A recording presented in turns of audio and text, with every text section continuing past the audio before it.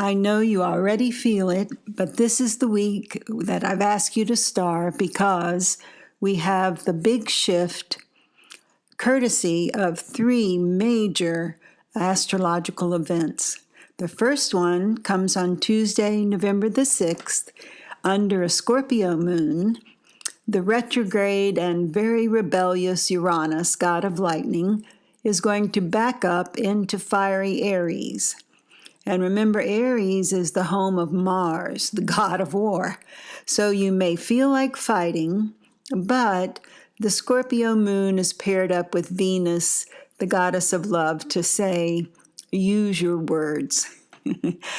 Now, this whole week is loaded with unexpected twists in your plans, because then Wednesday we have the new moon in Scorpio, and we still have that fiery god of lightning shooting us with wake-up calls. And on Wednesday's new moon, there is a beautiful harmony with visionary Neptune. So that is your intuition and clairvoyance is very, very strong. Trust your hunches. And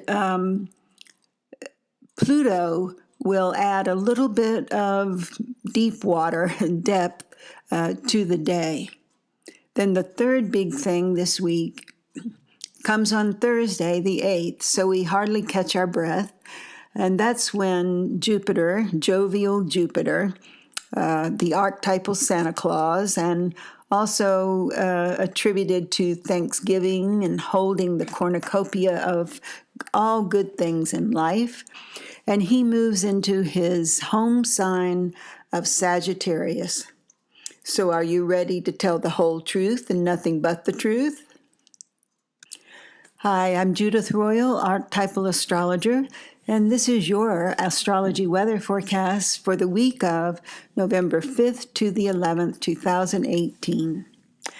And we start off our Monday this week under a cooperative and relationship-oriented Libra moon. And this is her second day, the moon being in Libra. And this day, this Monday, we're going to have a good bit of energy for getting things done. And actually, there'll be things we really want to get done. So that makes it even more pleasant. And a theme for this week is going to be heightened intuition, because also on the 5th, the Scorpio sun is going to trine also that visionary Neptune. So I think that once again, there is going to be, well, hopefully, a call for peace. Then Tuesday, which in the United States is an election day, we have that god of lightning going into backing up retrograde into the fiery Aries sign. So far, those of you with an air sign, sun or moon, and that would be Gemini, Libra, or Aquarius, or a fire sign, sun or moon, and that would be Aries, Leo, or Sagittarius, you're in great shape. And that is in spite of the fact that we do have still a lot of water and a lot of earth, and especially the water from the Scorpio moon. But we've been without fire for so long. I think our passions and our creativity are going to at least get a little spark. Because this week is such a big shift, let me give you a little more perspective on this god of lightning being back in his fire. The thing is, the rebellion and the frustration that you might be feeling within yourself, so many people are, because the intensity of your life has continued to escalate rather than level off and find its balance. It's still a little off balance. And that is a lot about the sense that we have, the restlessness that we have about changes that we know we need to make, and maybe we have hesitated. So now this wake-up call, kind of a kick in the butt from Uranus, who's in the house of Aries, which is, the god of war, is really going to spurn us on.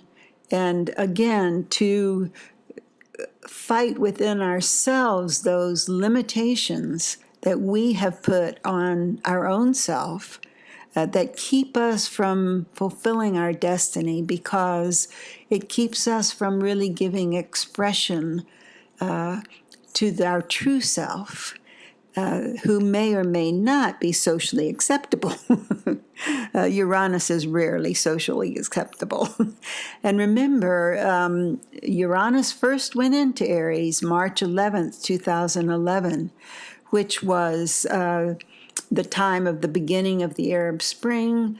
It was also that big, monumental, really, earthquake in Japan. And that is because we're not just feeling rebellious and restless. We also sense that the changes we need to make are deep. They are literally transforming us. So what I hear people say is, we're not just rearranging the deck chairs on the Titanic, we're getting a whole new boat. And that's how you should think of your life right now. Wednesday is that new moon in mysterious Scorpio, early in the morning, Pacific time. And Scorpio has a little bit of Houdini with it always, sort of a cloaked, big black cloaked Sherlock Holmes. But it is calling us to fearlessly explore some of the mysteries of life, especially you water and earth signs, because I think of the water of Scorpio it doesn't rush at us like a river or come and go like an ocean's tide. Really, the water of this Scorpio is still and deep, and we can count on it this week to be like a placeholder for peace in us. So slow down and allow the depth and intensity of your feelings to really be explored and experienced by you. And as you write your intentions for this new moon that marks the beginning of a new lunar cycle, remember that you are a light in this world. That's why you're here. And light is unlimited. It spreads and extends itself across a room, across the city, across the world, in quiet joy. And that's our invitation for experiencing the big shifts this week. Now, on Thursday, if we didn't hear anything about who won an election because somebody was cheating or some voter box didn't work, that's probably guaranteed this week. But by Thursday, the truth will out. Jupiter, as I mentioned before, is moving into his home sign, the fire sign of Sagittarius. And here we tell the whole truth and nothing but the truth, and Jupiter will do it in an absolutely unfiltered way.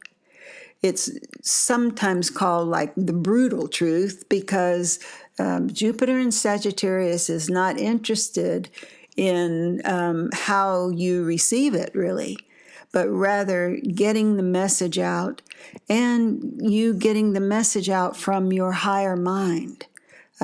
Because Jupiter in Sagittarius is also the place of the philosopher, king, and queen, who rule or who help others from that wonderful place of justice, but also adventure into the truth.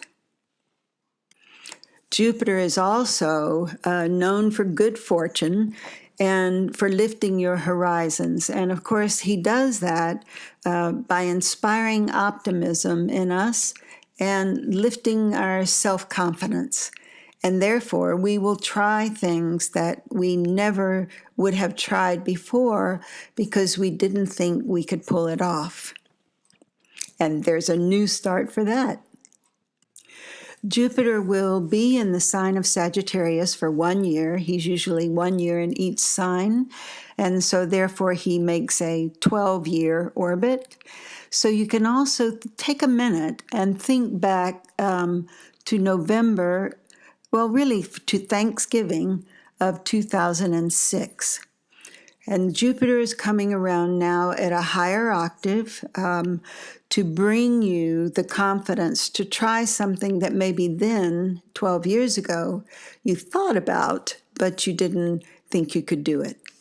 So for any of you who have been disheartened, by thinking maybe you watch the news or whatever, but also disheartened by the fact that life has been very intense and wearying lately. But Jupiter being there on Thursday gets then this wonderful help on Friday. And it just sort of says, hey, take heart. This is all going to work out. Really, everything is always in your best interest. It's up to us to shift our perception so that rather than seeing the fear or the danger in something, we see the love and the light in it. And Friday, those cosmic lovers, Venus and Mars, are back together again. So we get a wonderful boost in our relationships, going a little smoother, a lot smoother, actually.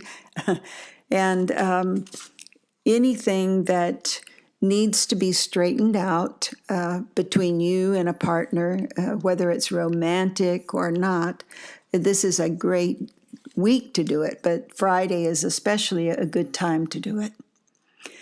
And the moon in Sagittarius Thursday and Friday gives way to a Capricorn Earth moon on Saturday. And this is a day of very pleasant surprises and changes. There are things out of the blue, but these will be lightning bolts that you'll be grounded, and it will be excitement and freshness, especially in your work, your career, and you will welcome it. Yes. And we end on Veterans Day for November the 11th, with the moon is still in fair-minded Capricorn. And that is always a call to us to look at integrity. And of course, within ourselves, because what can any of us do to help others or to help this world is only to straighten out ourselves so that we are sending out messages of love and peace. So remembering the veterans and the people who have fought in wars and sending love to them as well as to everyone. The moon is going to make a pairing with Saturn on the 11th. So it's going to have a seriousness to the day in addition to the fact that it's Veterans Day. And we will be looking at the structure of the way that we interact with veterans, or just with the whole idea of people who think, oh, we should have a gun in our homes, we should go to war and fight, and those who think, oh no, only peace, et cetera, et cetera. Neither side is where we want to be. We always want to integrate and be together in the middle way of peace, of course. So I can't wait to hear from some of you about what you experienced this coming week. And remember, these are very, very big and powerful shifts, so they can be subtle in the moment, and some you may not see except in hindsight. If you've felt lost in your path, like what direction to go in, Or you might be one of those people who's at the crossroads, afraid to make a choice, and you will make the right one, but you can delay, and that's not always fun. Just remember that what you call to yourself with love will always come to you. Your only job is to remember to open your mind to the awareness of love's presence. Thank you for listening, and try to get some rest in between. Pace yourself. And I'll see you next week. And if you would like to get an individual take on where this is in your own astrology, just give me a holler at Judith at judithroyal.com. Thanks, and bye for now.